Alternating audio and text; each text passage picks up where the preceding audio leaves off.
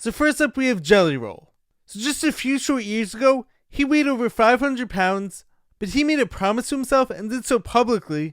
I remember listening to him on the Joe Rogan podcast during his first ever appearance on there, and he was talking all about like how he wanted to come back on there after losing 200 pounds, and of course it all sounded great, but the question was, is he actually going to do it? Is he going to commit to this? Yeah, well, I could do it. I don't want to do it. We didn't bet on if you wanted to do it. And of course, recently he did this, and he came back and told a super powerful story where sometime into his weight loss journey, there was a day where it was like raining outside really badly, but yet he wanted to run on that day. And I was like, I'm done lying to y'all, and I'm done lying to me. I told y'all I was going to go do this walk, and I'm going to go do this walk. His daughter and wife said to him like, oh, why don't you just like run on the treadmill? Now this story isn't just about like running outside in the rain, because of course he could have totally done like his run indoors, and probably could have like burned the same amount of calories. This story though came down to no longer lying to himself. He spoke about how he had lied to himself and to his loved ones about his like commitment to losing the weight so many times over and over again. And they no longer had any reason to believe in him.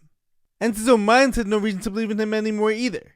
But this is once again where that middle of the journey is the least glamorous part, but the most important. This is where it's the battle of you versus you. What choice are you going to make? So Jelly Roll chose to go for the run outside that day, and he got super emotional while telling the story, because as he came home, his wife and his daughter were cheering for him, and in the past, he didn't give them any reason to believe in him anymore. I'm coming back from that walk, and all my family's out there cheering me on. It was at that moment that he knew like that he'd broken the pattern. He finally made it over that hump, and now he's lost over 200 plus pounds, which is incredible, like and incredibly inspiring. But not only that, he also made it onto the cover of Men's Health this year. And he's not just stopping there, he wants to keep going and get in even better shape. He had all his addictions to drugs and to food, and he had every reason and every excuse to never have to get healthy. But now, he no longer has those addictions.